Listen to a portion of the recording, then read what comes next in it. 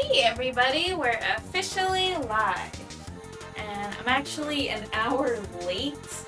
A whole hour. Um, you know, being a parent, sometimes you just gonna have late nights. I don't know.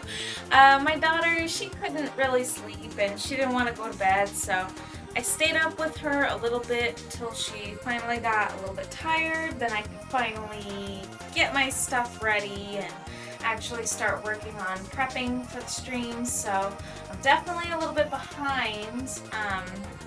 Please don't mind me. It happens once in a while. Hopefully not too much, otherwise I might have to adjust my schedule again. Tonight I'm actually only going until 1 a.m. just like normal, so I'm just putting a dent in my stream, and tonight I have a lot of stuff I need to get done anyway, so I'm definitely not going to extend the stream, sadly. But yeah, alright. I'm already getting kind of tired. It's not a good sign, right? That's okay though, because it's gonna be the weekend soon. So, you might have noticed, if you got a notification, that I'm talking about like fossils and like coral stuff. Alright, so Gems of Inspiration, this piece that I'm working on right now, I wanted to kind of convey the feeling of just kind of being mesmerized by something, or you know, some kind of incredible things. It could be a piece of art, it could be the fossils that we're going to see tonight, it could be just gems, it could be really anything that just kind of almost sparks this thing in you. It kind of lights a fire and kind of almost makes you feel like, wow, things kind of are like, some things in life are just really cool, you know? So I just kind of want to show you tonight some fossils that I have of actual, like, straight up coral and stuff like that. I'm probably just gonna do that a little bit later, just a bit later. But I have some really cool stuff. I have coral, and I have fossilized clam with some little... It's really cool. It's got some crystals on it. It's really awesome. Alright, so I do need to actually find my phone here. Very cool, very cool. Alright, and I also need to mix up my paints. I've got to do some grayscale. So Grayscale is what we are working on tonight. So I'm just gonna go ahead and paint straight on here, and then let's see. Yeah, we're just gonna be doing grayscale. So I had finished in the last session, I had finished this sketch.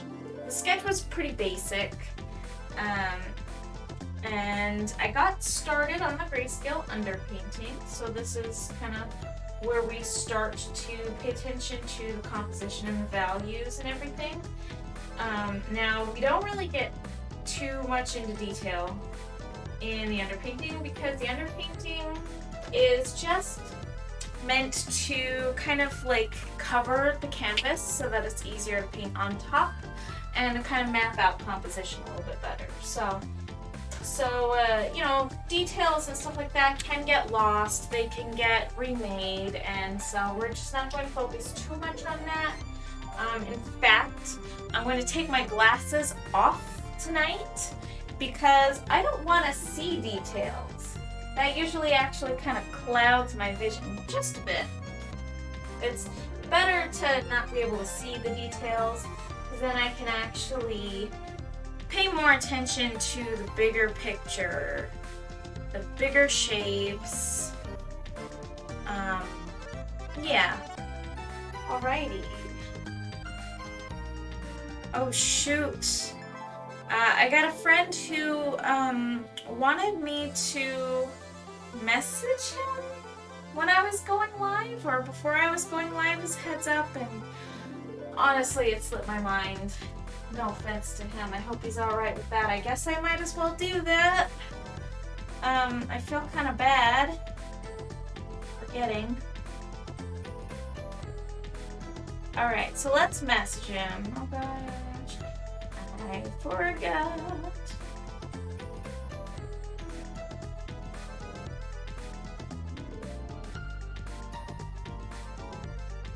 Alright, there we go. Okay, just had to shoot him a quick message. I know that it's a little bit late, but hopefully he doesn't mind that. Another thing I wanted to do, I noticed I got a new follower after the last session, after streaming, and I didn't really realize that that I had that. So thank you, Bamboozadoo. That is such a cute name, by the way. Thank you. Shout out to Bamboozadoo for the follow. You are awesome, and you rock my socks. Super cool. I think that Bamboozadoo was with the Creative Devil raid, if I'm not mistaken. After wearing my glasses all day, taking them off is kind of difficult. Everything's so blurry. But that's the point, right? That's the point. That's the entire point of taking them off to begin with. It actually just kind of helps me to see the bigger picture. Alrighty. Yeah, and tonight I'm just gonna be kind of doing some loose big shapes. Stuff like that. It's so cool. So yeah, I've got my coral, super old coral. So just to explain some things a little bit, I live in the state of Arizona, and in my state, it is in the United States, if you didn't know, it is a desert. It's part of the Sonoran Desert. It's like the heart of the Sonoran Desert, and it gets hot out here. It gets very hot, and we have terrible, terrible droughts. So it would be kind of the last place you would think of being underwater. I mean, think about that. But I want to say 1.7 billion years ago. You can look that up if you want to fact check that, but I believe that's what it is. I believe that's how long it's been, I should say. That is when Arizona was submerged in the ocean. So, you know, we weren't always a desert. We were part of the ocean once upon a time. And the really fascinating, neat thing is, you can actually, in some parts of my state, you can actually find fossils of oceanic life. And there are some areas, I'm going to give you some tips if you want to go fossil hunting, which is super rare. I'm sure people aren't really going to be talking about that kind of stuff very often. Going on Twitch, you know, most people coming on Twitch aren't really expecting, you know, pointers on where to go for fossils, but here we are. You want to go fossil hunting, or even crystal hunting, like quartz crystals for like the really cool ones that I showed you last time. Payson, Arizona is where you want to go. But the folks there, I mean, it's kind of a different crowd. Like, it's kind of a different crowd up there. I mean, there's some really, really hardcore right-wing people, and it's like, you know, I'm not gonna get political or anything, but there are some incredibly offensive people. Like, we went up there kind of recently, and there was just some crazy lady that was like spewing really racist stuff. So like, And then we found our way into a shop. We were looking for bait, and this guy was saying some really wacky stuff too. And so it's like, no matter where you go, you can't escape it. It's kind of terrible, but the wildlife, oh my gosh, the wildlife is so incredible. And the scenery is just so amazing. It's not really too much about the people. It's more about the place. Yeah. So cool. Yeah, such a cool place. And yeah, that's a great place if you want to go like rock hunting for really, really cool stones and rocks and gems and things like that. Perfect place for that stuff. Flawless, amazing place for that stuff. Yeah, so let me think. Do I have any real updates for you guys? I mean, I'm just kind of rambling on right now, but I can't really think of anything too substantial. It's been like a day in between streams, so really nothing too new. I did kind of reconfigure my bot just a little bit, and I'm working on some new stuff. Trying to anyways, with the time that I have. I did actually want to completely redo this piece. This part right up here. Just want to block that out actually. Completely and fully. Just block it out. Yep. We don't want that much. Just go ahead and block it out. Block it out. Just like that. Very cool. Okay. So yeah, anyways, I am actually pretty soon, pretty shortly after this stream, I'm going to kind of fix up my Discord. It's going to be revamped a bit. So I did rename it. I renamed the Discord from the most generic thing, Sunless Studio Family, to the second most generic thing, Sunless Studio Suite. So it's still kind of, it's not super like awesome naming, but I will say that I think that it's a bit of an improvement. Yeah, that's what I think. Yeah, alright, let's kind of add an indent there just a little bit. Very good. Very good. Alright, so it's gonna take me a little second to get into the groove. So another thing is, I might actually be kind of changing things up a little bit with the stream schedule. There's a good possibility that because my husband is going to have his new job and his new schedule soon. I mean, we're just guessing. It's gonna be a new schedule. He works a pretty standard work day, so there's a good possibility that it will be pretty much the same, but we don't know that yet.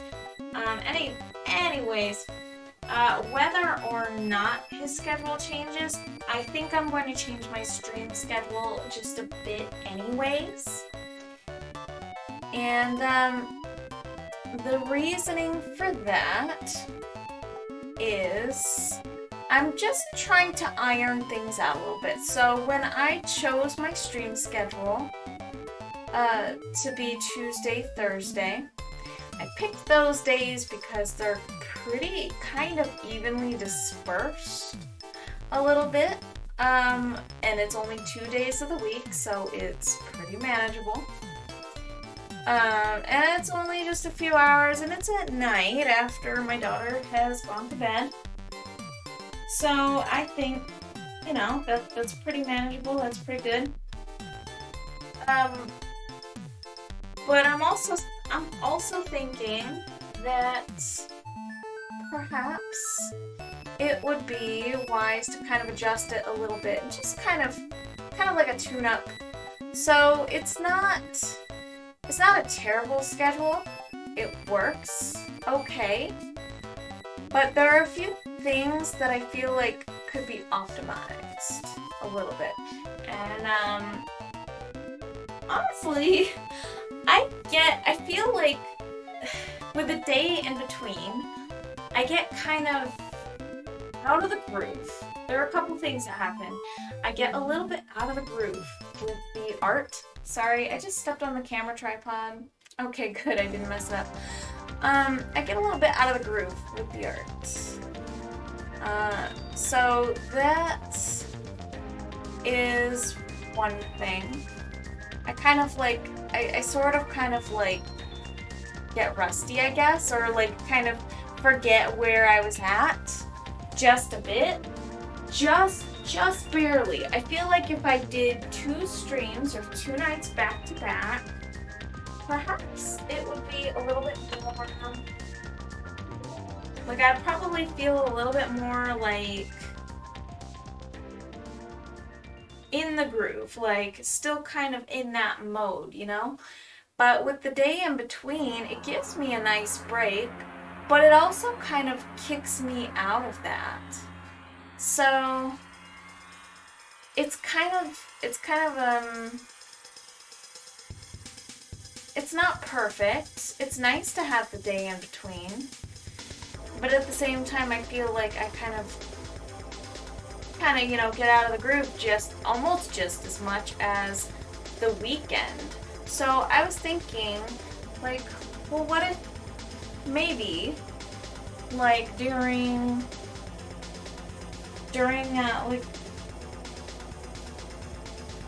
the week, maybe 2 streams back to back. You know, I'm actually really not sure. I've been thinking about it quite a bit, and I think that a couple streams back to back would be great. Like, you know, next day sort of streams. But then I also think that perhaps like a weekend stream or something like that in addition would be nice.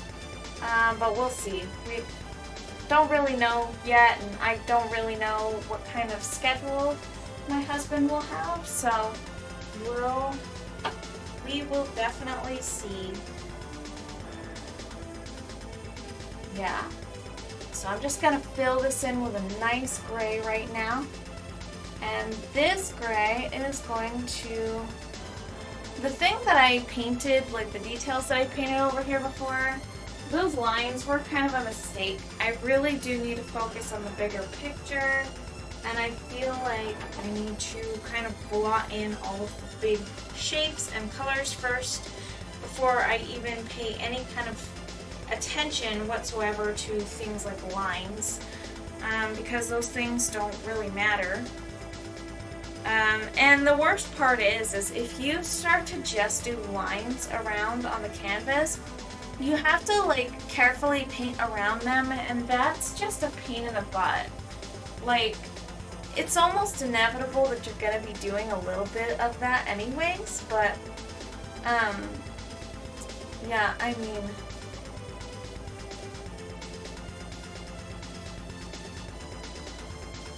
but I feel like some of that can be really avoided. I mean, you don't need to do that. It isn't completely necessary.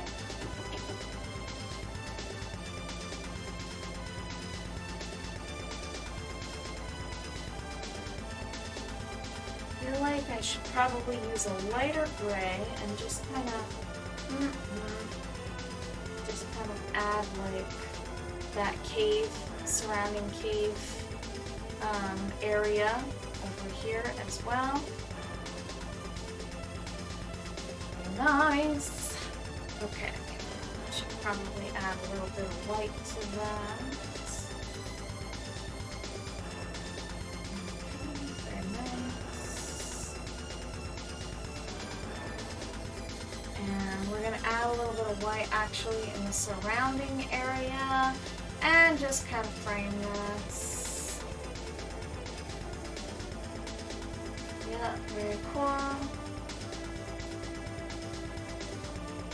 Now, I don't like pestering people and telling people when I'm going live. And maybe that's a fault. Maybe that's not a good thing. But, like, I don't know. I feel like something about it is a little bit spammy to me. So, I know that my friend asked me to let him know that I was going live, but there's just something about that. Difficult to do because it almost sounds needy. And I'm definitely not needy. I'm just here to chill and paint. I don't really need to have people here chatting with me, but I do like the company. It's like, obviously, I want to be an optional thing for people. You know what I mean? The option is there. The obligation is not. There's no obligation. And that's kind of what I want.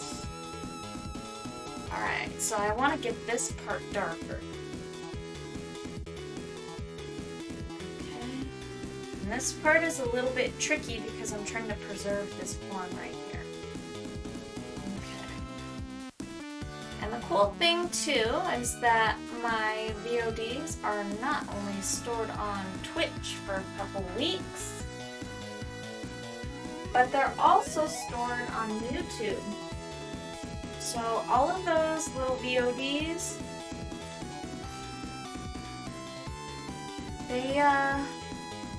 they stay on YouTube permanently. Yeah, so you don't have to worry about them expiring. Another cool thing is, it's a bit of a feature. I add them to a playlist for good accessibility. I'm definitely trying to utilize the playlist feature on YouTube. It's good to have. It's good to do that. So that is something that I am trying to get better at doing. Yeah. Alright, let's fill in this gray up here. Cool. Alright, and then I'm going to take some of this dark gray and this black, and we're just going to kind of I'm gonna map these horns back out. So this is part of the horns. Oh jeez. What are things? I've got these, I've got this station set up behind me for soap carving. I'm trying to learn how to soap carve. Yeah. And it's so far, it's kind of tricky. I've never carved soap before. So, yeah, it's kind of tricky. For me anyways. I'm going to go ahead and take a look at the photos of before I got started on this. Alright, photos. Okay. Wait a minute. Yeah, alright.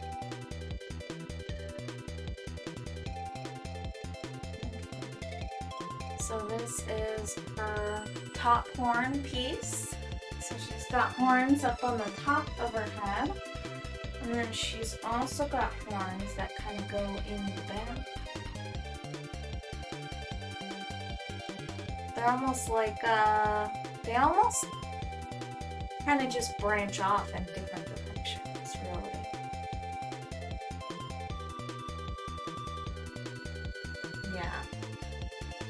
kind of the way that I want them to look.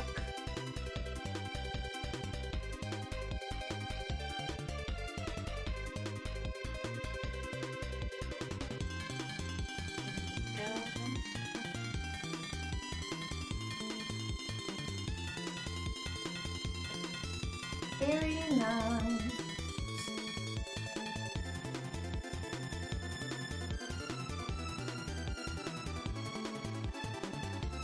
So that's kind of like getting a finger painting territory over here. So that's kind of like where I want that to be. Yep, so I'm a little it seems like a lot of people are probably sleeping by now. And that's good. Everybody should probably be sleeping. Most people should probably be sleeping right now. In my... But that is... depends on what people do, you know? Depends on what people do for a living, or just do with their time, how they occupy themselves.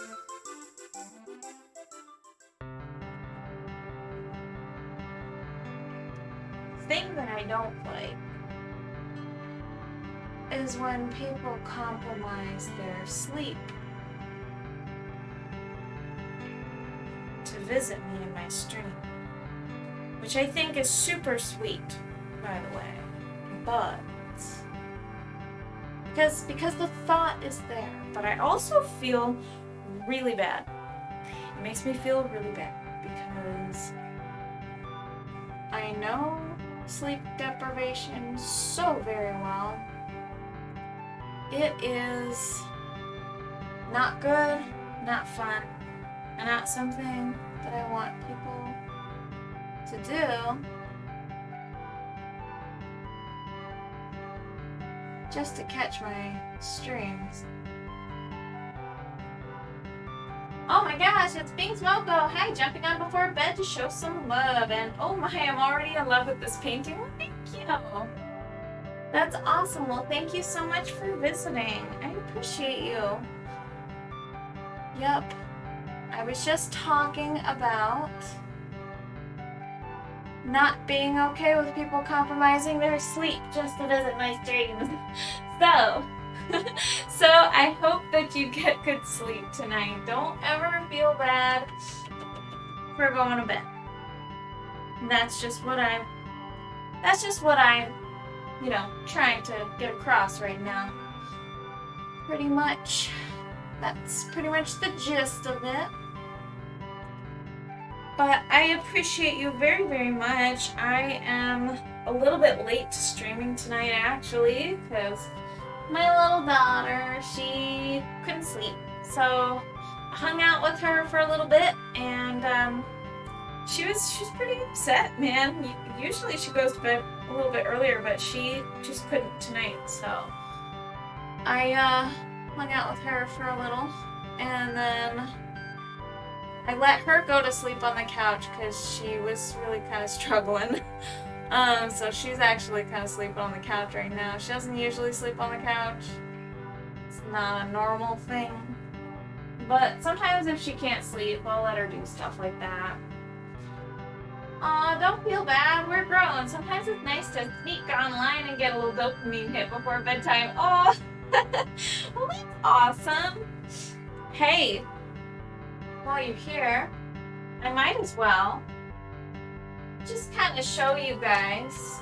I mean, whether or not you're able to really tune in, it's totally okay. You could always just rewatch this or something, but I do want to show you this really cool fossil collection that I have from ages ago from Payson, Arizona.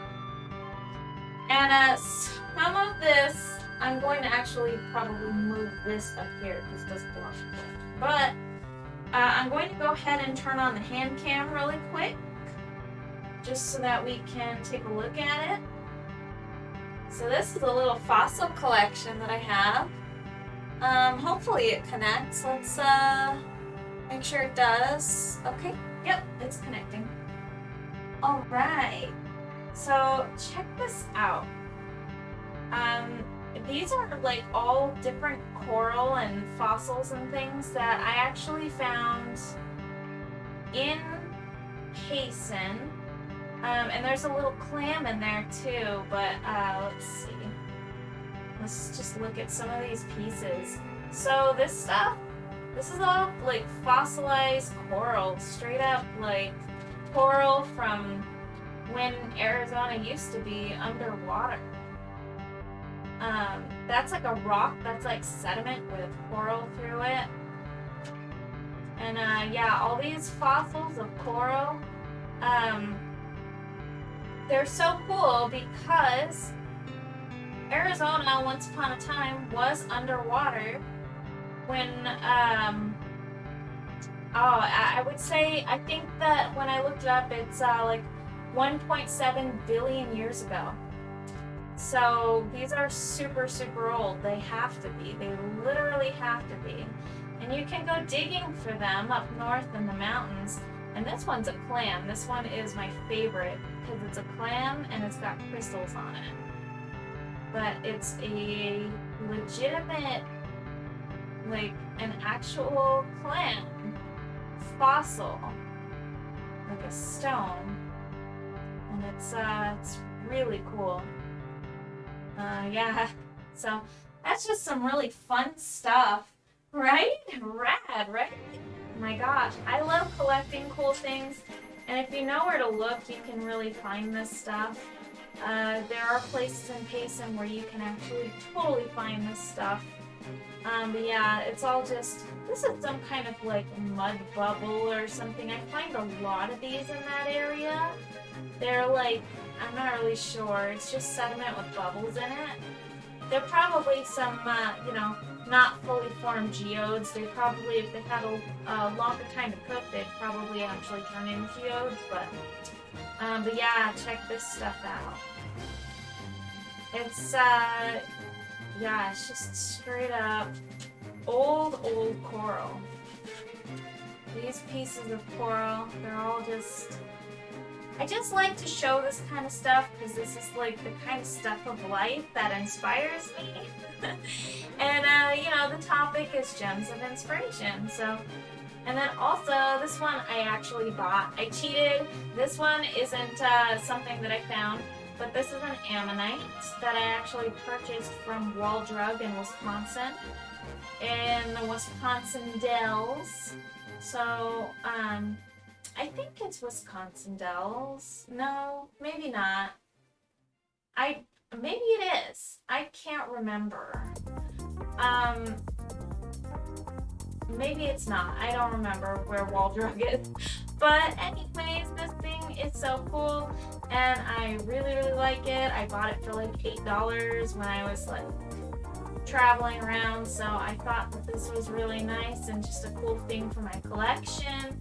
That was from my childhood. I can't remember when I had that, when I got that, but this stuff I collected in high school, and I still have them. I like to keep this stuff because it's really awesome, and I just wanted to show you that because it is some of my favorite things that I have kept. Yeah. I mean, just think about it. Think about Arizona, underwater, in the ocean. 1.7 billion years ago. Just super fascinating stuff. I really, really like to, you know, take a look at my collection from time to time and just kind of show everybody who might be interested.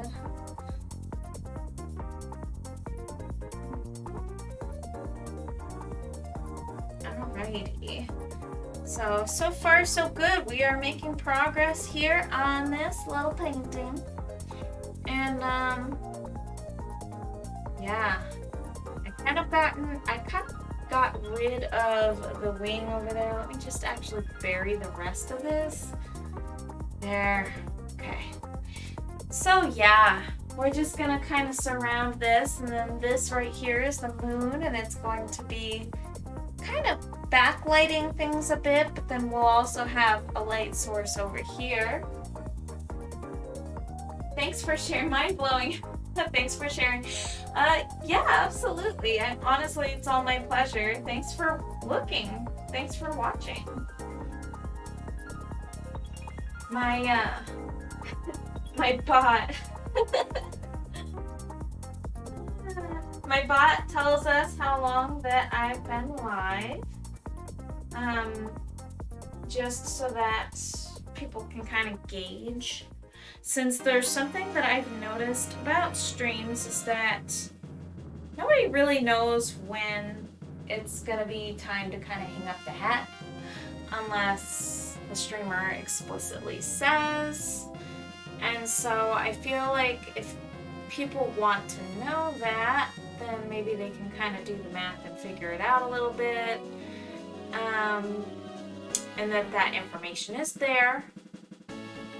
But tonight, I'm only going to be going for 2 hours because I am quite a bit late. Yeah, it happens. Alright, so let's kind of get... I'm gonna get this horn.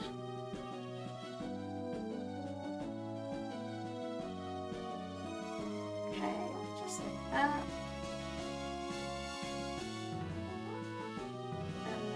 This horn. Gonna do that. We have these. Oh wow! There we go. Celestial theme. Nice. That's always that's quickly becoming my favorite theme so far. There's a lot of options. And I like there to be a lot of options. And yeah, so far that theme I would have to say is probably my fave right now. I added that little sparkly effect, and that was so much fun to make. I honestly just got like a photo, like a NASA photo of a nebula, and then I added kind of a sparkly effect to it, and I just thought this would work for a theme. And yeah, I actually really like it. I'm learning a lot of video editing. So, and I'm also trying to learn After Effects now that my computer can actually run the things. It's kind of making a massive difference for me, like a massive difference. Yeah, it's pretty cool. It is pretty cool.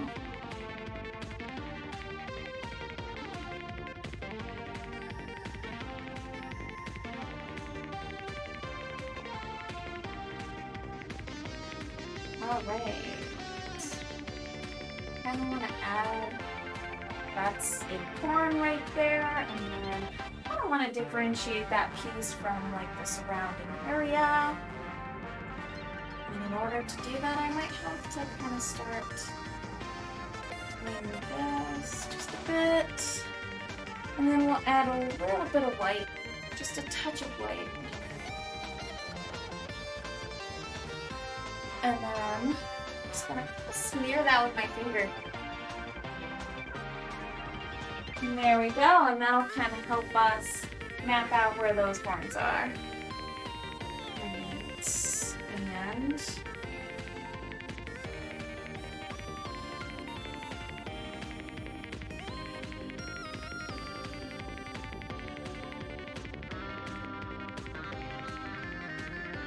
there, something like that too. And that's just gonna kind of help us as well. Okay.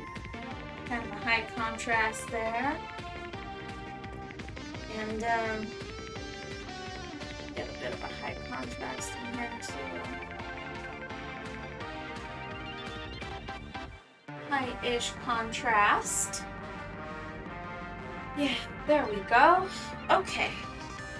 Now let's start working on this.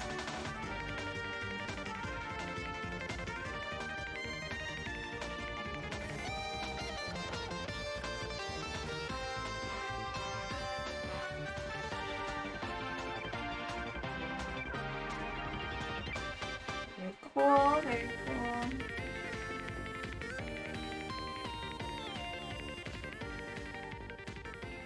I'm gonna kind of make this gemstone a little bit more shiny looking.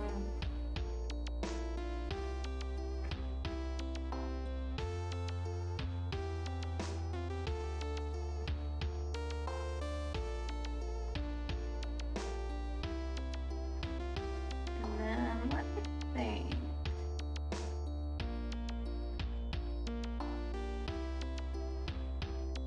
There we are. I'm really going to have to kind of study some gemstones and stuff like that to kind of look at the shapes and just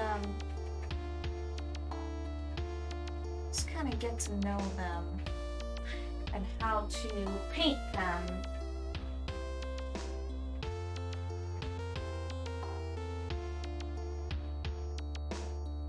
Okay. Let's start to kind of imagine that the light is really hitting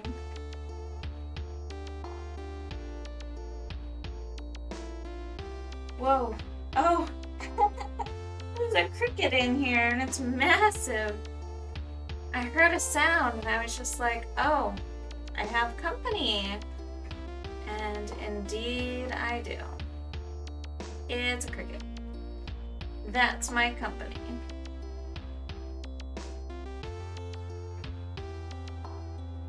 Okay. Alright.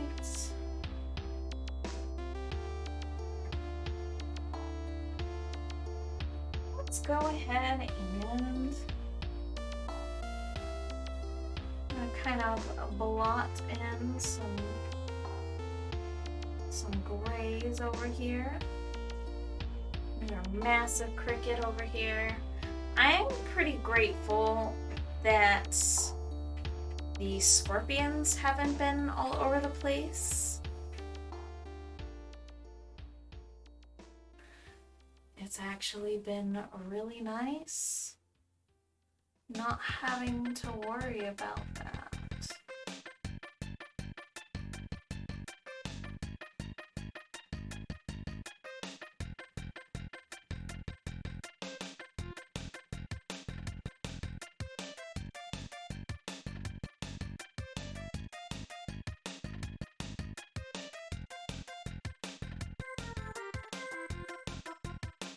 The crickets are all over the place, and okay, that's fine, but once the scorpions start getting everywhere again, that's when it becomes a big problem.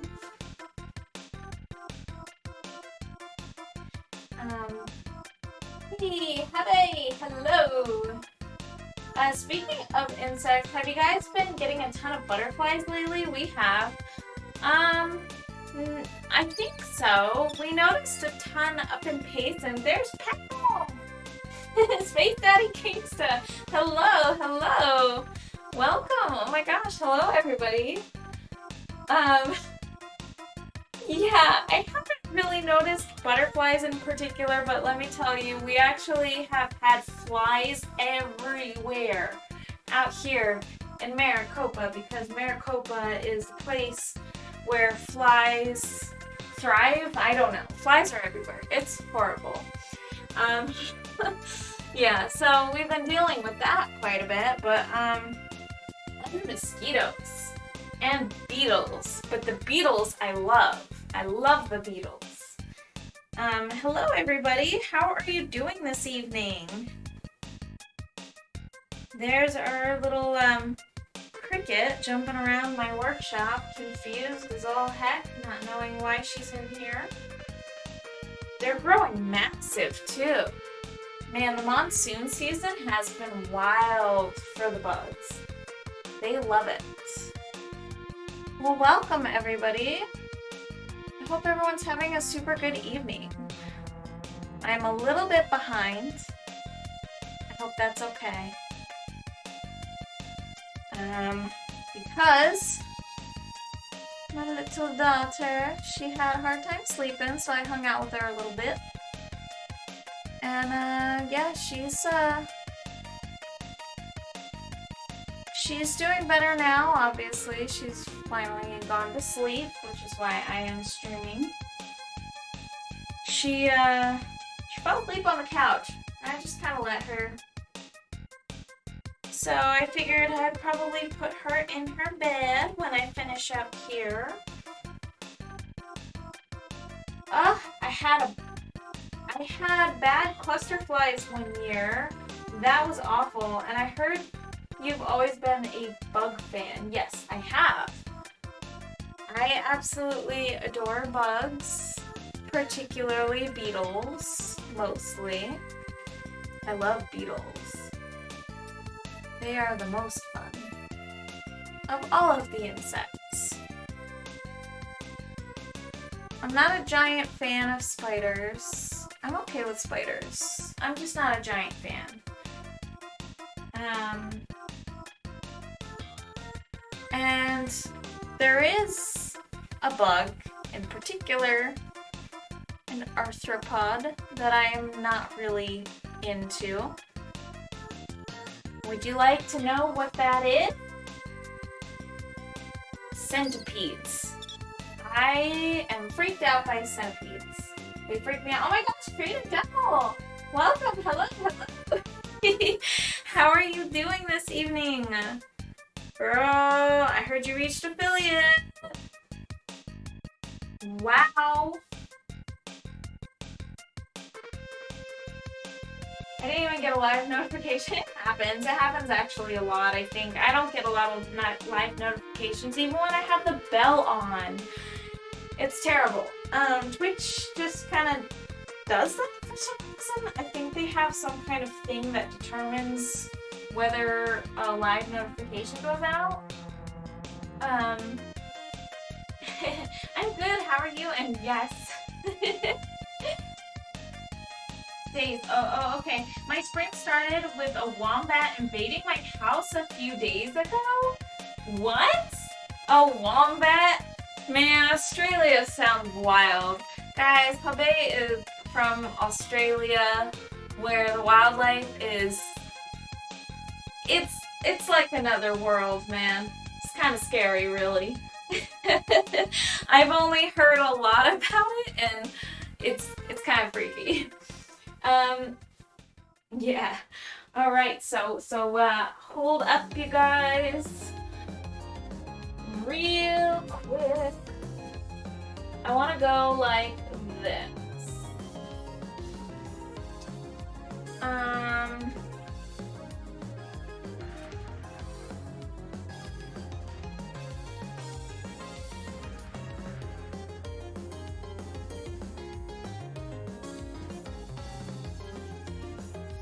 I want to go like this. I think that works.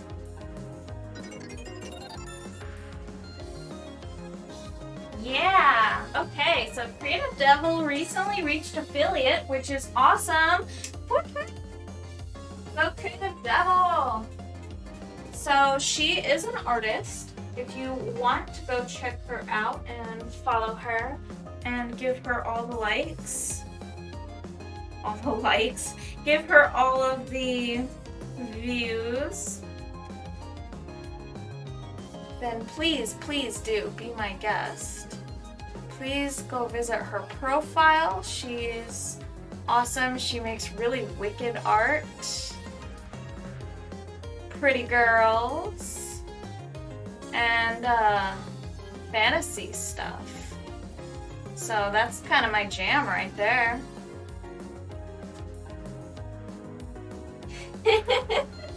Yay!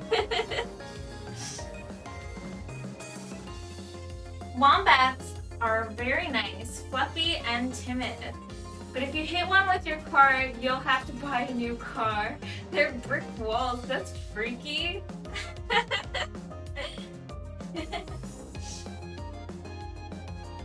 Wombat. Wombats. I have only ever heard of them in like nature documentaries and stuff, and I've seen them on like cartoons and things like that, but besides that,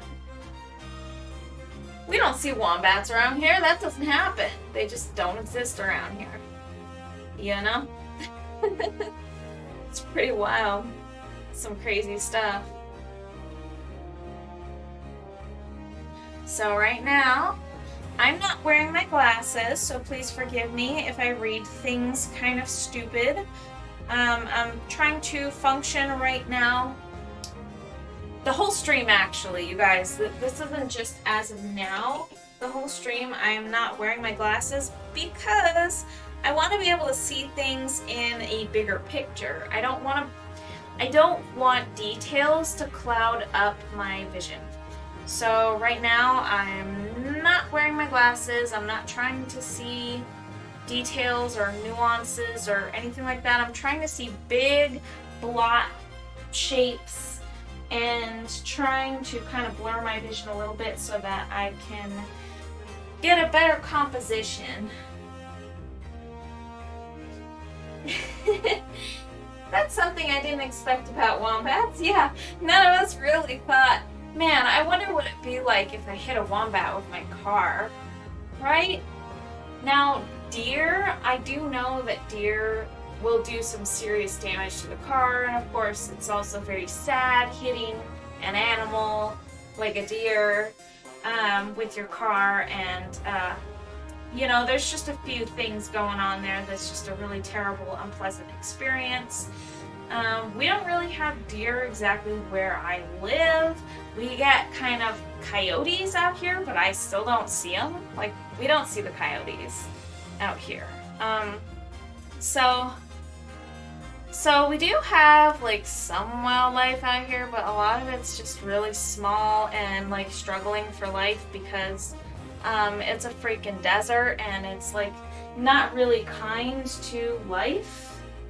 So yeah. Yeah. The desert's just unkind to living things.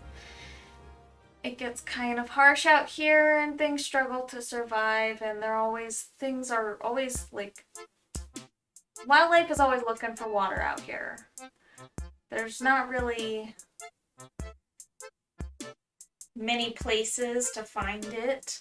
We have like this drippy, leaky, like, pipe outside connected to our house, and to be honest with you, I only kind of like recently noticed it, but it's dripping and all of the wildlife comes over to drink from our dripping pipes, and so I'm like, maybe I don't really want to fix it because, you know, the animals come over and they need water, and it's kind of hot and crazy. Like today, it wasn't even like the worst that it gets. Not like really that close to the worst that it gets at all. It was 111 today, Fahrenheit, I should say, because I know that we have some people who are international. I don't even know what that is, Celsius. This mystery, yay! Alright, let's look at this. Whoa. Oh. I hate wearing my glasses, yeah. For sure. I hit a bird once and almost cried. Oh my gosh! That's so sad. We have armies of deer where I'm from. They're evil. Armies of deer. For some reason, I'm thinking of like this, like there was this artist that did this illustration of like a deer, and it like opens its mouth and it's got like freaky dog, like a dog mouth or something with like fangs and stuff. Hey, isn't there a deer, like a Japanese water deer or something like that, that actually legitimately has fangs? That's like evil right there. The crazy stuff. um, I didn't see it. I just heard a thud and saw puppy feathers. Oh no, that's so sad. I would be all sad about that. You know how much I love birds. I love, love, love birds so very much. That would be a really, really sad thing. That'd be a very sad thing. I don't think I could really handle that personally. Oh man. I'm pretty excited for the weekend. So, some pretty neat stuff. I was just gonna kind of do it without really talking about it or announcing it or anything like that, but I'm really going to be making some kind of major updates to Discord, and I'm gonna try to be a little bit more active and stuff on there. I turned notifications on my phone back on.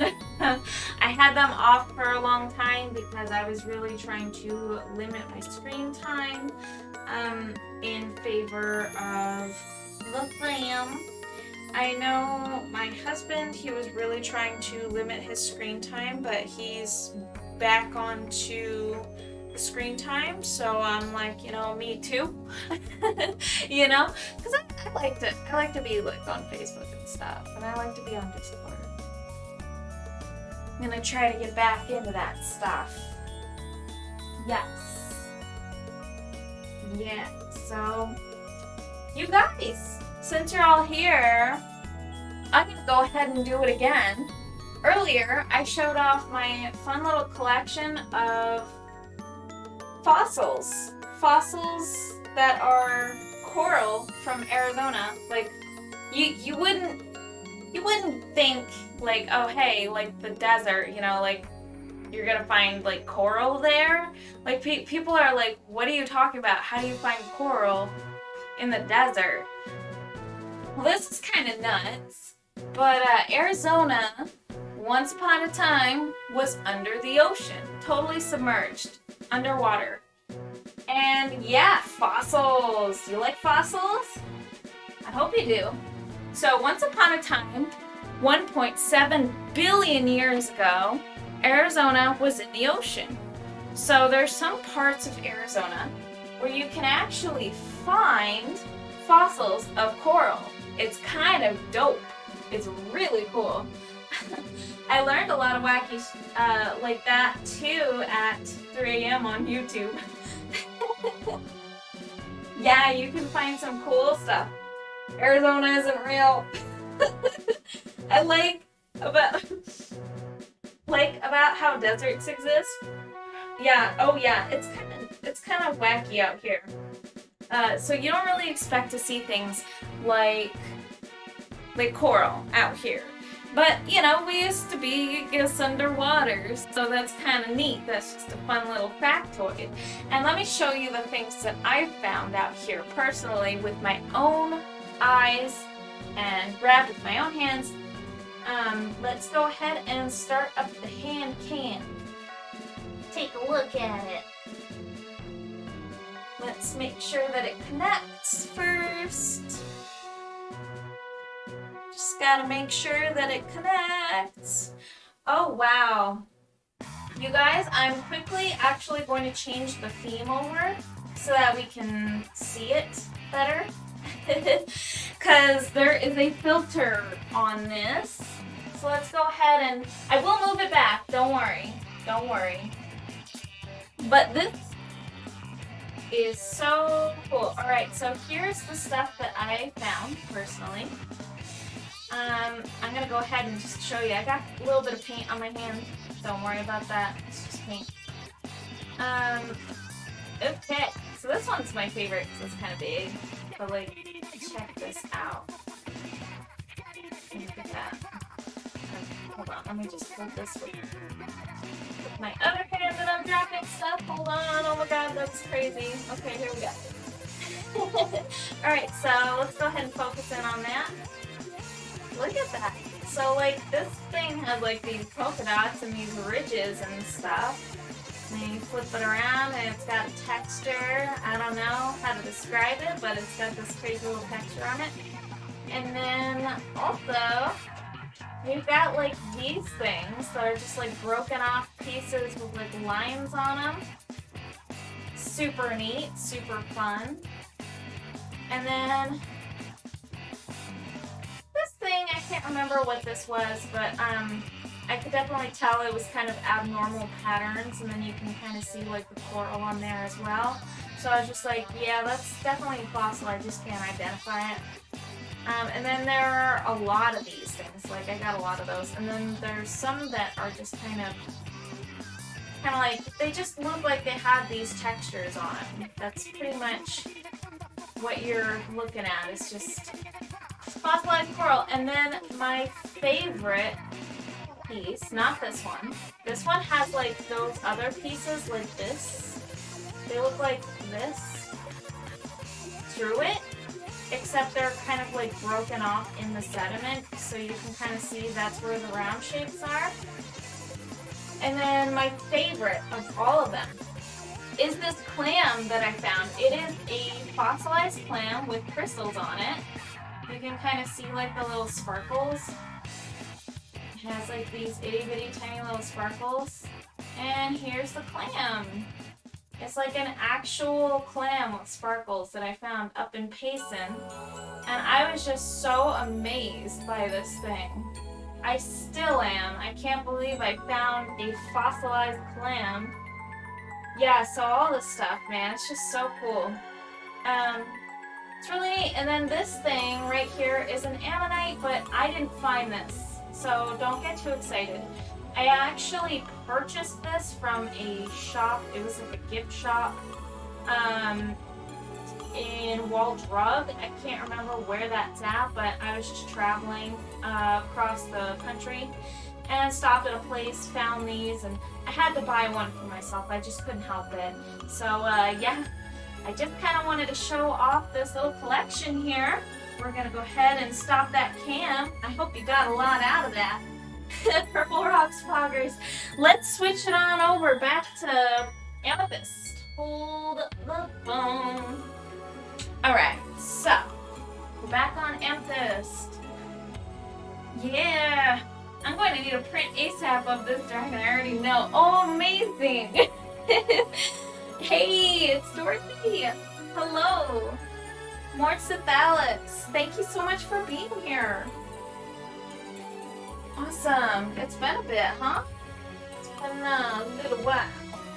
I miss you, and I hope you're doing really well. I know that you gotta work a lot, and it's exhausting. So I know, and also, I think that I might be switching up my schedule as well kind of soon. I'm just gonna have to see, like, what works best for my husband, but yeah, I mean, that's something that might actually be beneficial. But we'll see. Well, right on, yeah, so I'm working on this guy here. I say guy, but she's a girl to me.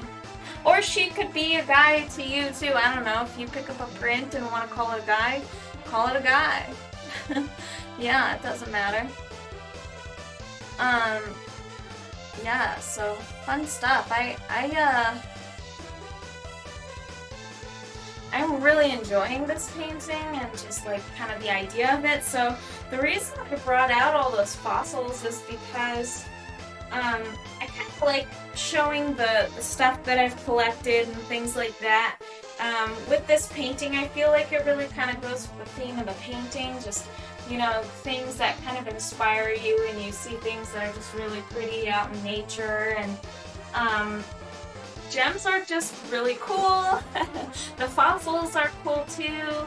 In the last session, I showed some of the crystals that I found, and really cool stuff like that. So, stuff that I've collected over the years, like little geodes and stuff. Super fun, super awesome. Something that I really enjoy. Does anybody else like to collect rocks and stuff like that? Like, it's been a while since I've actually legitimately collected anything really super worthwhile. But I'm just curious to know, like, do you guys like have any kind of collections like that? Like maybe coins or maybe I actually have a, oh my gosh, I should show that. I have at some point I have a collection of foreign currencies. So that's I love to collect things. I'm just like a dragon who hoards cool little collections. You do? That's awesome. What do you like to collect, Mordsith? Mordsithalis. What do you enjoy collecting?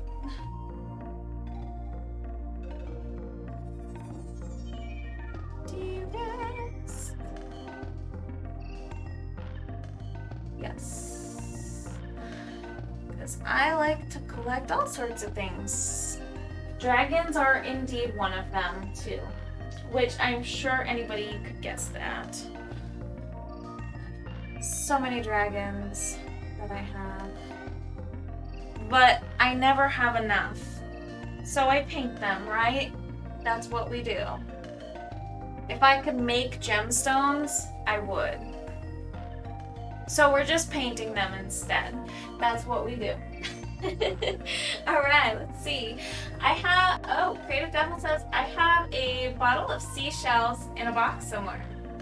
But mainly little dragon and fairy figurines. Oh, wow. Rock on. Dragons, fairies. Yeah. Shells are cool as heck, too. I like to collect shells, but my shell collection isn't crazy amazing or anything like that. I kind of lost my shell collection that was handed down to me in my childhood home, but I don't have access to that anymore. But I did collect some in the past couple years, and they're not amazing, but they're still cool. Rocks, pins, foreign money, so many things. Stickers. Stickers are a good thing to collect. Nice. All those other things too. Rocks, pins, foreign money. Those are all so fun. We're all just hoarding little dragons here. You're only welcome if you're a hoarding little dragon, okay? Let's see. My mom and I used to roam the swamp. Roam the swamp meet on weekends as a kid, and we'd always make sure to get at least one dragon. Ooh. Swap meet. Swap meet. Yeah, it's hard to read, man, without my glasses. Where did I put those things? Here they are. Okay. This is gonna be better. Alright, I used to collect amiibo. Oh yeah, amiibo. There's so many of them. It's hard to collect them all. My gosh. I have this friend named Ricky, and I remember when amiibo were like a new thing.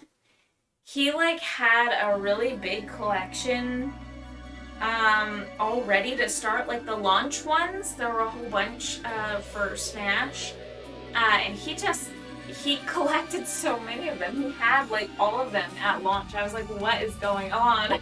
He probably still has collected so many. It's crazy. And I'm sure there are a lot that you can't even really get your hands on. There are some of them that I know are like, I think are Japanese exclusive, like the Monster Hunter series. And I'm talking like the original Monster Hunter Stories ones. I think those ones were Japanese only. And there was a gold Rathian and a silver Rathalos one too. I can't remember. I'm pretty sure that there is though. It's cool. Let's see. Did you find Shrek? This is my swamp. Shrek is love, I said. Shrek is life. Snap ropes. There we go. I also have a box of Funko Pops. I've been obsessed for a while. Ooh, Funko Pops. Yeah, those are definitely cool collectibles. I've never had a Funko Pop before, but I do know that people love to collect those things, and I have seen them a lot in places like GameStop. I have two boxes of Funkos. I'm not as obsessed now. Probably got it out of your system after collecting a lot, but you know, that's really cool. It's cool to collect those types of things, you know. I want to be able to make collectibles and kind of spread the kind of joy that I get from collectibles and finding things for collections. I want to be able to provide that kind of like excitement someday for people. I want to be able to make things that you can collect that are really fun. I want to be able to get to that point. It'd be so cool. Because I get so much joy out of collecting, so, you know, it would just be awesome. Alright, so let's see. My ex gave me a WIP Fit trainer. It's rare, so I can't throw it out. You are right now. Well, thank you. I feel like I've got some pretty awesome supporters. I want to be able to. You guys are awesome. I want to be able to make things that are just like cool dragon collectibles, and I actually have some stuff in mind and new projects that I'm currently working on that are a little bit under wraps. I'm trying to learn how to carve soap for something that I want to kind of turn into. It's kind of a long explanation, but here's the idea. So I've never carved soap before, so I'm trying to do my best to try it out. I tried it out on this one soap bar, and I have plenty more to try it on. But I started working on this, and this thing I kind of wanted to essentially cast some like white resin into, and then carve that resin, carve the epoxy, and then I can make it more detailed and shaped, and then I can turn that into a mold and then continuously reproduce that, but put it into something else to make it casted within clear resin. And I want to be able to paint it so that it's shiny and metallic. It's going to be so much fun, but it's going to take so much trial and error, and it's probably going to be really hard. But it's so worth it. I want to do it. I want to try. There's just so many cool projects and things that I want to work on, and it would just be such a dream to be able to provide things that can be collect-worthy. Yeah. It would just be so fun, especially my prints. I gotta get that stuff rolling. The only problem is I'm having difficulties with my scanner. So my scanner is not terrible. It's a nice little flatbed scanner. It can scan in really high resolutions. So it's not like a terrible like piece of hardware.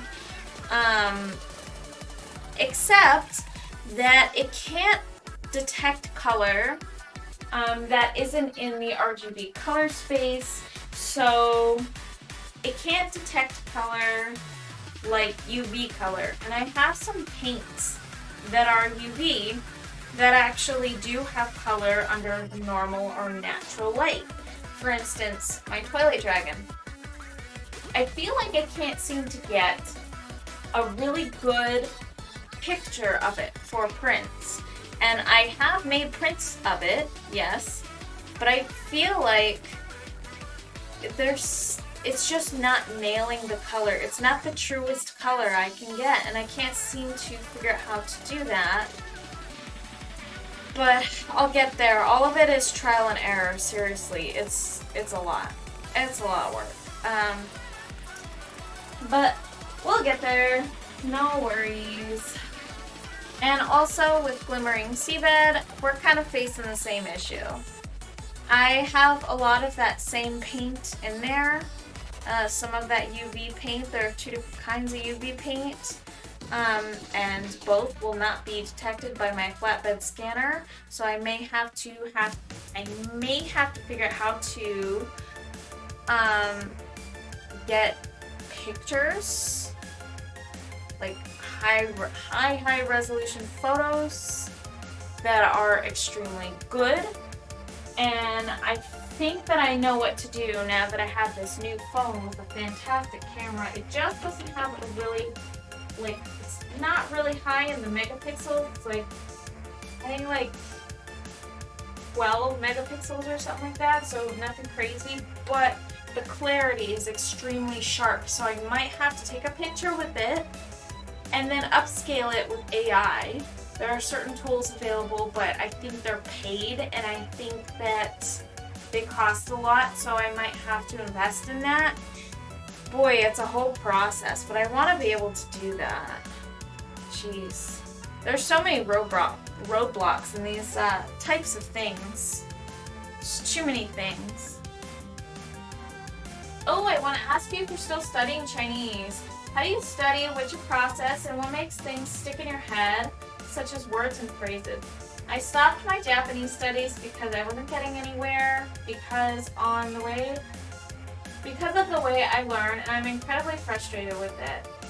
I will get back into it, but I need to find the most effective for me to study, so I'm asking others and doing research. I feel like you're probably excelling in your Japanese and probably doing a lot more than me with my Chinese. So my Chinese, I'm just using Duolingo and just kind of like searching things up after I learn them. I'm taking it extremely slow. And I think that's the really important thing to do, is to take it extremely slow. Have you ever used Duolingo? I really like it because it quizzes you. It'll take a topic, a very narrow subject, and it will create a lesson for you. And in the lesson, it will essentially, it'll give you course material to study. It's pretty simple and straightforward. And then it'll start to quiz you. And in your quizzes, if you do a normal quiz session, it'll kind of allow you to cheat if you're not comfortable or not fully confident. Now, I don't like doing this, but there have been times where it has come in handy and it has actually helped me remember things better. So it'll ask you a question. It'll ask you to translate things. And it'll ask you to basically type the translation or input the translation with words that are provided in the correct order, or it'll tell you to basically, like, it'll give you a phrase and it'll tell you to say it in Chinese, and then it also will have you actually say phrases. So like, it'll say a phrase and then you have to repeat it back properly, and it'll tell you where you missed the pronunciation or where you've skipped a word, and it'll tell you all of that information. It's fantastic. It's a great learning tool, and it's very quick. You just do little lessons here and there, and it's not super time consuming. And they do say that the best way to learn a language is to pace yourself. You shouldn't be cramming, because if you cram, you will retain less, but you should be studying a little bit every day, and you should be touching up on a little bit every day. And you should be going back and revisiting what you already learned frequently. You should always be touching up on the stuff that you learned, continuously going back and refreshing. And it forces you to do that too. Well, it doesn't force you, but it reminds you to do these lessons again. Essentially, it'll give you like things that you've mastered and stuff. It'll show you like what you have completed, what courses you've completed, and it'll mark them with like gold. So if you do a lesson so many different times, it'll like change color, and then you can reach up to gold. And then if you do actually finish it and you move on and you're doing new lessons now, Well, one day when you boot up Duolingo and you look back at it, it'll look broken, like it's broken into pieces, which indicates, hey, you need to go touch up on that because it's been a while since you've done it. And so you just go and do it. And then it's a nice little memory refresher. So you can kind of remember stuff.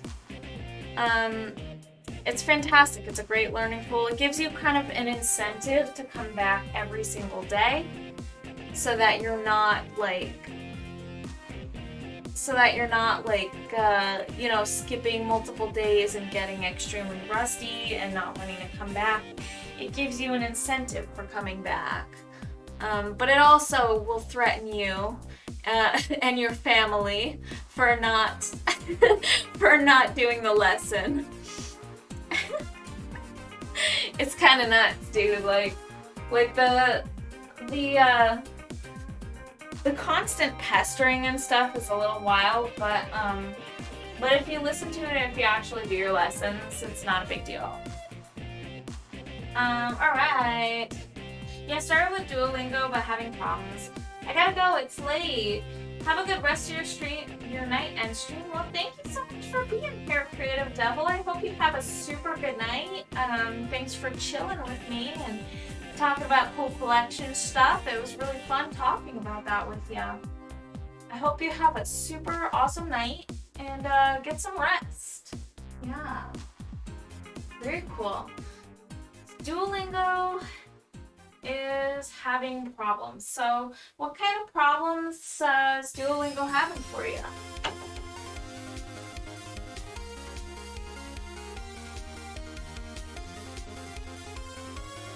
I've definitely mellowed out. Like, I'm not going as hard as I was with the Chinese. I kind of have mellowed out with that a little bit just because, like, I'm kind of trying to do and learn and, like, other things, and, like, sometimes I forget, especially since for a while now I've had, like, my notifications and stuff turned off for most parts of the day. Yeah, so I'm not quite, like, what's the word? Cramming like I was before. Because I was definitely cramming. Like, I was cram studying. It was a little excessive, honestly. But I have definitely mellowed out, and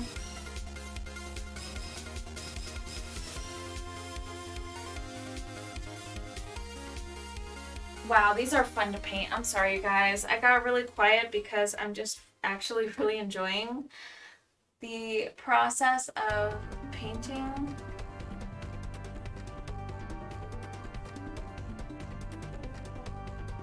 Just the process of painting these. Like, I'm trying to really get that texture down. Just a nice, like, natural texture.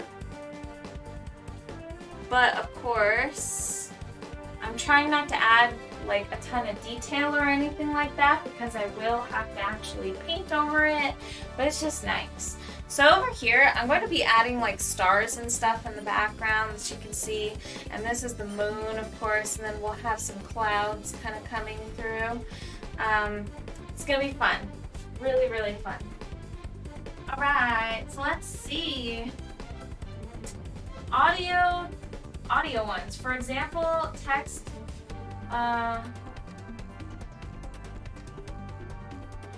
Oh, it will cut like that and stop. That's weird. That's weird. I would troubleshoot that. I do know that I was actually like having difficulties with the app.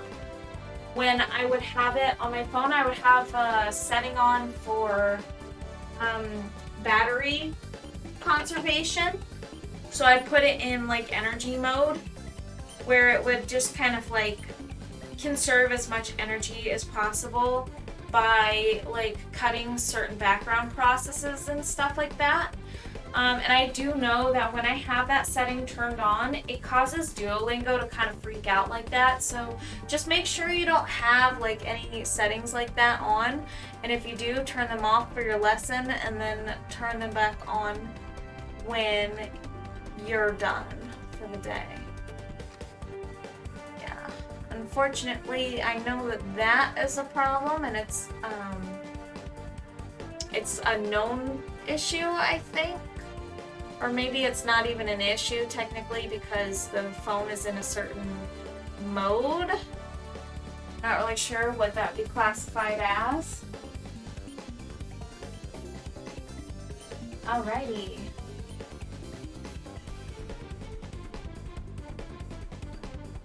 Yeah, okay.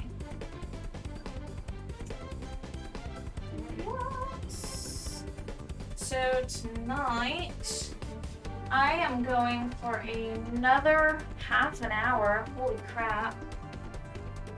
And then I've got some cool things to work on before I hit the hay and go to sleep. I am tired today. I am so tired. I don't want to be tired, but I am. I don't know why I'm so tired. Who else feels tired?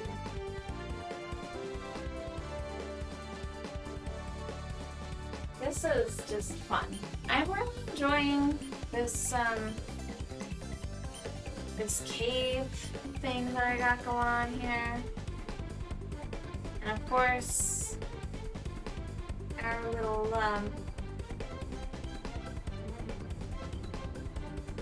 dragon over here. She's mesmerized by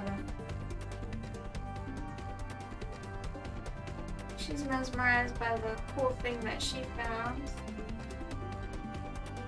I do love that feeling when you find something really cool and you're super inspired by it and you think it looks really awesome. Yeah, there's something nice about that. I definitely need to wash out my brush. That was too dark. Whoops. Yeah, so I'm thinking in the next session, I will probably show something else. I'll have to look at some other cool stuff. I have like too many collections of too many cool things. So I figured like the theme of this painting, I might just show a little bit of collection stuff whenever I can. Really fun stuff that I've collected over the years. But not too much, like I don't want to do it all at once because that would be kind of a bummer because then it's, you know, all at once. It'd be really fun to just kind of go over some of the stuff that I've collected over the years that I've been alive and collecting things. It's gonna be fun to do the stars again too. I've noticed when I was painting Twilight Dragon and I got to paint the stars in the sky on that one, I had such a fun time. I was like, I need an excuse to do that again. I need to think of another painting idea that I can paint the stars on because it was just too fun.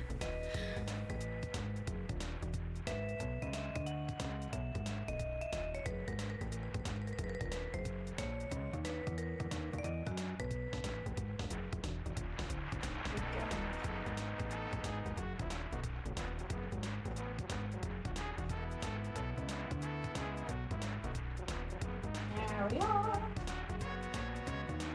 Very cool. So yeah, if you are able to check that out and see if Duolingo treats you a little bit better, I do think that you're really on the right track, Abe. I think that you're really on the right track with learning Japanese. You're finding different avenues to do so, but you're also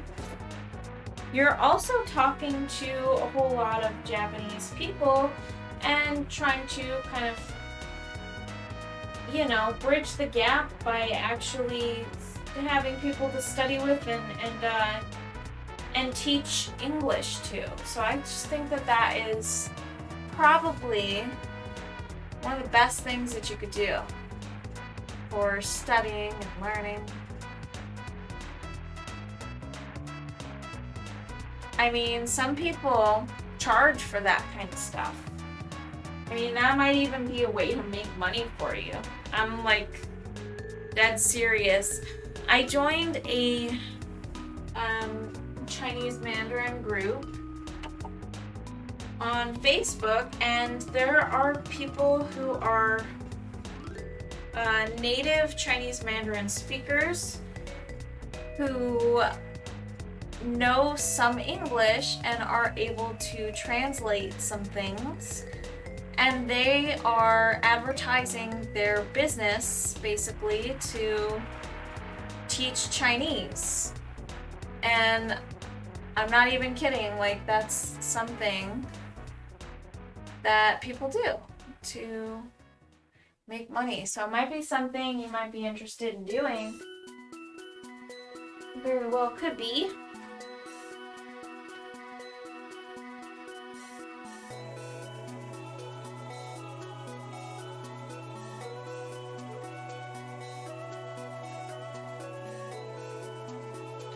Here we are.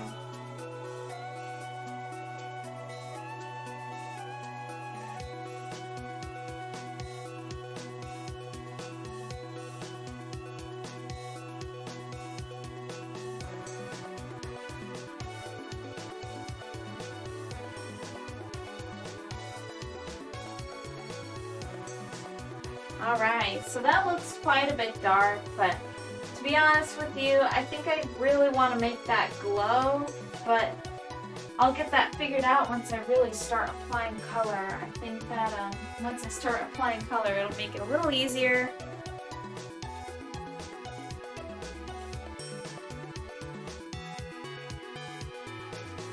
I want to take a look at the photo that I took of the sketch that I did when I did it. Alright. I'm gonna go ahead and perch this up here. And then I'm going to kind of reconstruct what I had done and what I buried. Let's see. Yes, okay, I think I see it.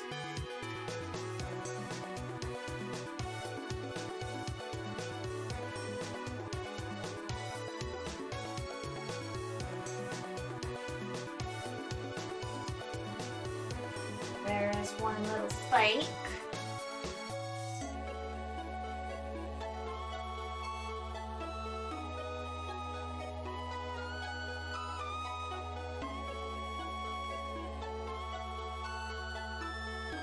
Another spike.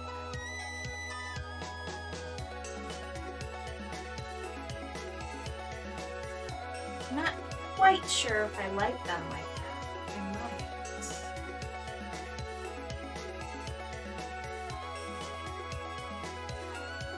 Perhaps another little spike, the third one.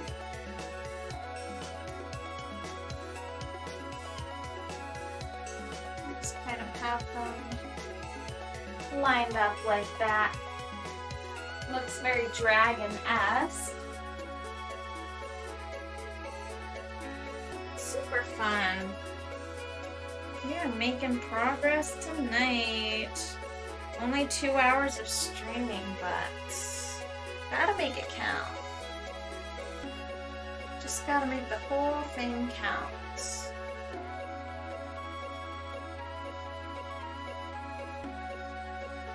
Yeah, here we go. So I'm having like all these different ideas of things to do with like the stream. And I was thinking, like, maybe I I should make some new scenes and things that are actually pre-made videos. I'm trying to learn After Effects. Duolingo is good, and the tasks, reviews, etc. is great. But there's a lot of things with it that the book, Genki, does right. Genki? I'm stupid. I'm sorry. I don't know any Japanese. But, alright. By studying that book...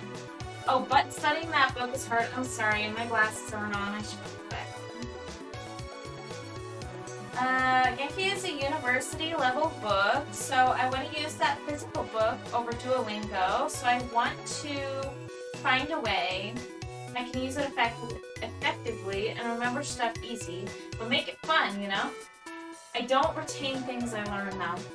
See, the reason that I'm using Duolingo is the fact that if I read something out of a book, generally speaking, I'm not going to remember it necessarily unless I have a little bit of an understanding prior to learning the stuff out of the book, if that makes any sense. If I go into a book and I start reading about a subject, and there's an information overload, I tend not to retain anything. So perhaps Duolingo has its strong suit in the lessons, and I feel like that's a great place to start. And then I would touch up on those lessons and hone my skills using the book. I'm hands-on and need to use it. So I really think that having the lessons and the way that Duolingo is designed, it's designed to make you retain information. So it makes you go back and forth, going from translating from one language to another language, flip-flopping it, and then it makes you say words and phrases, and then it does all sorts of other things that help you to retain the information that you just learned, and it makes you go back and it makes you touch up on it. So that's the cool thing about Duo, but the only problem that it has is, unlike the book, it doesn't really delve deep, and it will teach you really basic, on a very surface level. It'll teach you very basic things, and it probably won't teach you like grammar all too well, and it won't teach you all of those little unspoken rules so well. And I feel like the book would probably do wonders for that, but it would be probably really important for you to kind of grasp and retain some of the stuff, some of the more basic stuff before you go into the book, if that makes sense. That's for like honing your skills and excelling at it and becoming better. But I feel like starting at a kind of like a lower level, like you're probably, if you're like learning, like just imagine yourself and how many years you've been working on this. You've been studying for how long? 2 years? I can't remember. Has it been like 1 year or 2 years? I think it's been like 2 years, right? So just imagine yourself as like a 2-year-old or maybe a 3-year-old kid. Okay, so like kids will start to kind of talk like when they're like my daughter really started talking probably when she was like 1.5. So just imagine yourself learning a brand new language, learning the way that your mouth is supposed to move. It's a very different thing. Learning a brand new language is really hard. It's like being a little kid again, and starting over and trying to learn English, but it's a different language. So you have to give yourself time and understand that it does take a lot of time to absorb that kind of information and to retain it and to be able to effectively repeat it. it's one of those things that you can't rush. You cannot rush it. It takes, people say it takes like a decade to really become fluent in a language, which is insane. It sounds crazy, but it does take a long time.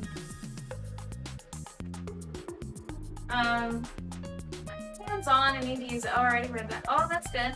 The book is really basic at the start. It's more or less the method that I learned 1 year. So you've been doing amazing in just 1 year. Give it time, dude. You got this. And don't give up. It's one of those things that, like I said, people say it takes like a decade. It's one of those things that you have to commit to for the long haul. And then there are some crazy people, like crazy nuts out there that learn like 10 languages and are fluent in whatever. Okay, well, let's just assume that they've been learning those languages since they were kids. You know, it could be. Or maybe they just have an incredible brain that just retains everything like a steel trap. And, you know, some people might be like that, sure, but let's just assume that we're not those people. I'm definitely not one of those people, and I feel like those people are very, very few and far between. Just don't get down on yourself and just keep learning, keep doing what you're doing, because it's not an easy feat. It's not something that you're going to learn overnight. It's like a decade of practice. Crazy stuff. Gotta head to bed. Thanks for a great stream. Have a good night. Thanks, Moko. Have a super good night. I can't believe you stayed up this late. It's almost 1. I hope you have a super amazing night. Thank you so much for being here, stopping in and hanging out, and looking at my collection that I subjected you to. Twice. Have a super good night. I'm not rushing. I'm going slow as heck, but like, there's so many polls in my vocab, and Japanese has like 50 words for one word we have in English. It's kind of insane, but it's probably more basic in other ways. Like, I know, for instance, Chinese itself has incredibly basic grammar. The grammar is it's like a syntax, it's particular, like a special order.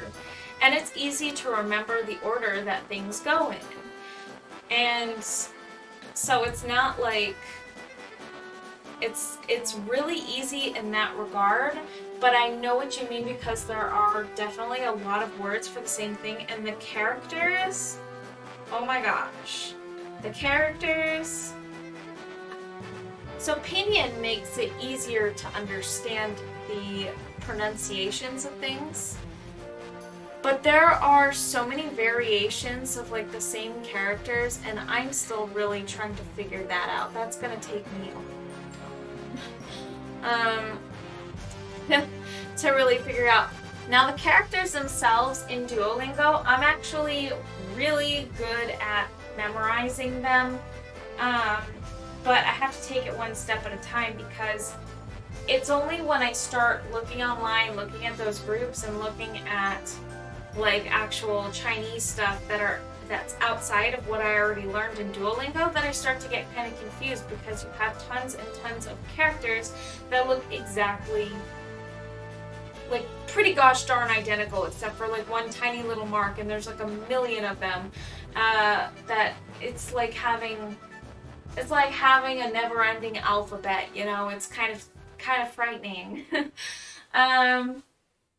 But it's understandable though, because these replace essentially words and sounds that are parts of words, and it does make sense. It's just, I know it's daunting and it's going to take me a long time. That's all. That's the way I see it. Oh man, same with Japanese. It's hard to understand, but I get it now. Missing the words basically the whole. I think I already read that. Japanese is the same. Look up Japanese kanji for bird and crow. Let me go ahead and do that right now.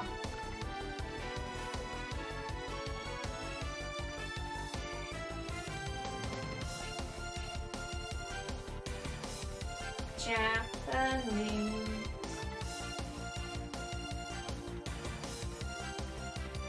Bird. Let's look up bird. Alright, so it kind of looks like, for bird, it almost looks like a little character riding some kind of eyelashes or something.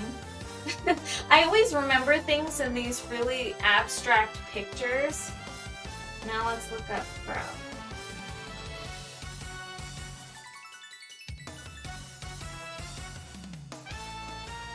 So this one looks like it's in a different font, which is making it difficult for me. Okay, hold on. We're getting somewhere. That one means crow, and this one means bird. Oh, okay, I see. So the bird one has a little line inside of it, and the crow one, that part is missing. So they say, like, look at it like it is a bird. Almost like a bird with a tail. That's an interesting way to look at it. I like this little illustration here. Let's view this. Let's see. Okay. So here,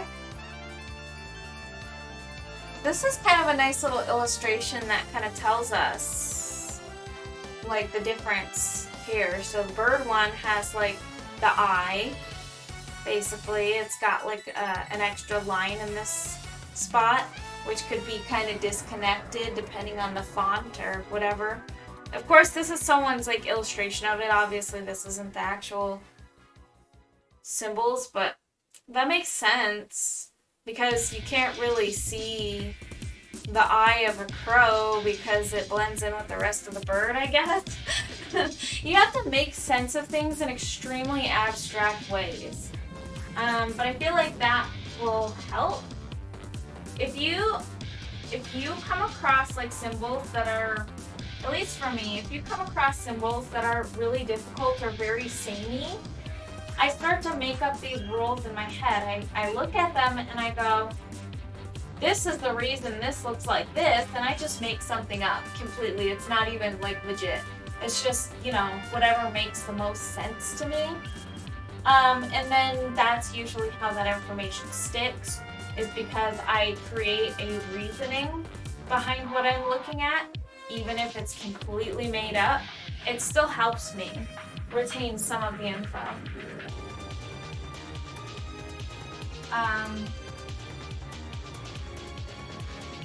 A lot of them are like that. It's a shape that represents it. Yeah, that makes sense. It's basically just Pictionary with symbols, but it's someone who basically said, this picture means this thing. So that makes things a little difficult. Kanji is derived from Mandarin. Yes, it is. It is. And honestly, all of those Eastern languages, they're very similar in a lot of ways, but they're also different enough to kind of just, like, if you learn one, it's not like you learn them all. You know, they're different enough that they're different. I don't need to keep saying that, but yeah. Japanese does have their own. Because of this, a lot of Japanese find it easy to understand Mandarin. Right. Yeah, it's probably easier to learn. Kind of like if you... Now, if I recall, I think, like, French and Spanish kind of have a lot of samey rules. So it's, like, easier to learn one language. I feel like English doesn't really have a counterpart like that that's, you know, that there's really anything that's similar enough. I mean, I could be wrong. I just think that, like, English is kind of one of those things where it's like, it's honestly, English itself, like, the words and stuff aren't hard and the alphabet isn't hard. The hard part about English is grammar. And there are obviously a lot of native English speakers that can't seem to get grammar down pat still. Like, I mean, I know some people, like, personally who just kind of have terrible grammar, for lack of a better way of saying it. I don't know, you know, like if you just like read what they write and stuff like that, it's just like tough to understand them, or they mix words up and they have your like homophones and it just stuff like that just kind of gets confusing. Also turns of phrase, just all kinds of really weird little things like that kind of make stuff challenging, but yeah.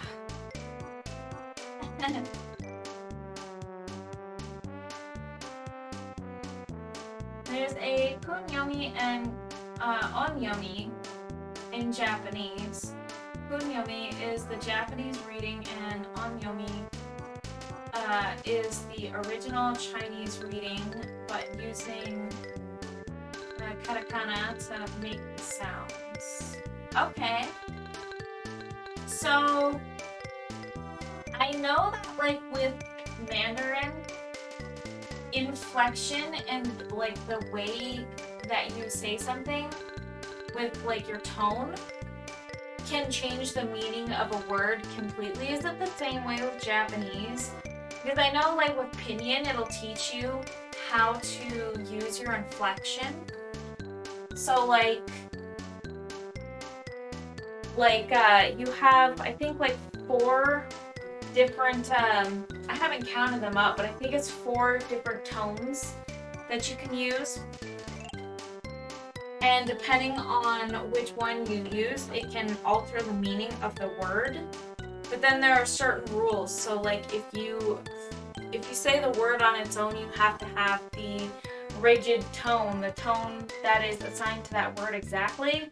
But if it's followed by, like, the first word being like a certain tone, you can kind of be a little bit more loose with it, and people kind of understand based on context a little bit what the word was supposed to be. So, like, you're not going to get things like mom and horse mixed up.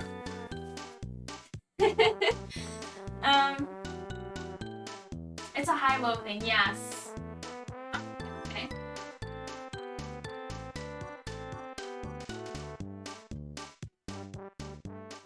That's really cool.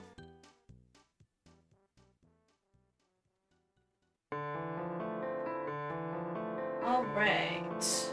So let's see, we've got like 4 minutes left. I think I'm going to go ahead and finish this part up and just make sure that the canvas is covered.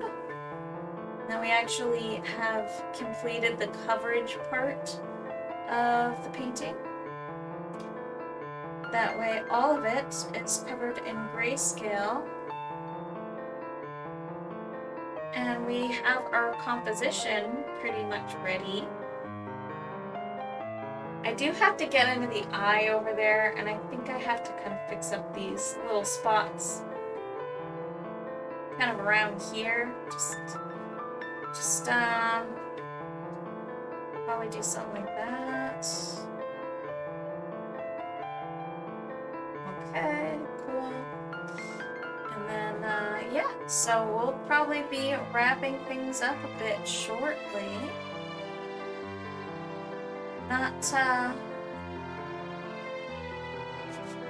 And I'm thinking too, we could probably try to raid somebody. If not, that's okay, but it would just be nice to be able to do that. The last time that I tried to raid somebody, a couple nights ago, they were actually stepping off, like, right as I was raiding them. So that was kind of challenging. That was kind of a fun little event, right? It was like a bit of a thing. We were hunting somebody down, you know, we're like, who are we going to raid? And we choose carefully, and like, couple of the people that we were already thinking of were already wrapping up, and then I raid somebody and then they wrap it up. So I was just like, oh wow. I feel like ending at this time, it's usually difficult to find somebody who is live. It might even just be a day of the week thing. I feel like maybe later in the week it might get a little bit easier. But I don't know that for sure. Seems like it's probably easier later in the week. We are, alright, well, that ends.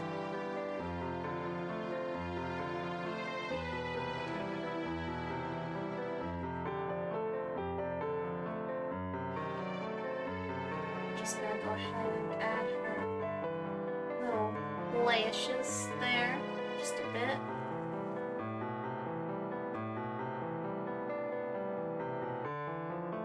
And then we're gonna go ahead and add a little bit of a light gray, just right in here.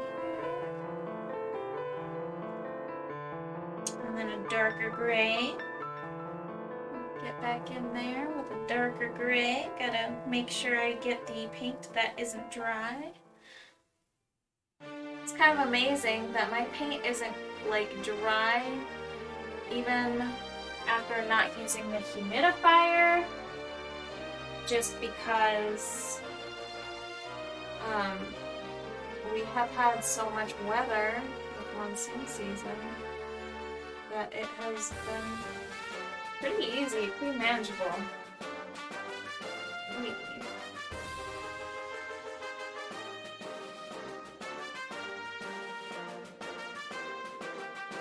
go. Okay, we're gonna use some whites. Right. A little bit of gray.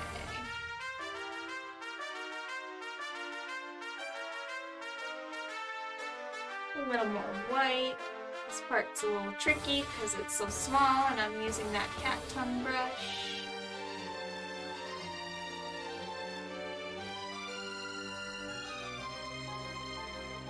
Alright, very quickly, we're just going to do that, and then it looks kind of wacky, but we're going to go ahead and get that fixed. Don't worry. Fret not. We'll fix it up.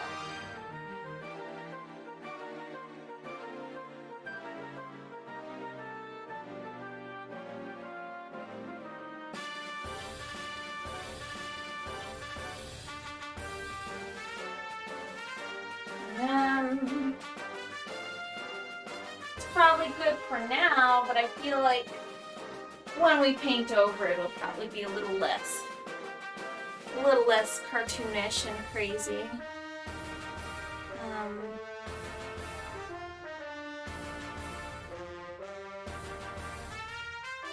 Go. Super nice. All right. Yeah, I wouldn't say the intonation in Japanese is as complicated as Mandarin. Well, that's good. At least it's a little less wild, a little less overwhelming. Because I feel like the tones are kind of like probably the worst part, one of the worst parts of Mandarin. That's one of those things that it's a little more difficult to remember. The symbols are one thing, but the tones are also it's a whole other thing. It's kind of difficult to remember that stuff. Alright, so let's see who is on.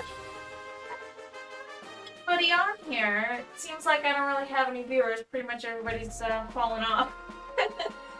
So I think I'll just call it a night then. It might be kind of weird and embarrassing to raid with one viewer. And I don't really see much. I see Super Ninbao. I'll probably just go visit him myself, you know. But super cool. Alright, you guys. I think it's time to wrap it up. I hope you have a super good night. Thank you so much for being here. And I will catch you next time on Tuesday is my next stream. So Tuesday at 10 p.m. Typically that's when I stream. So hopefully I'm able to stream again at 10 as well. Unlike tonight. Have a super good night, you guys. Bye.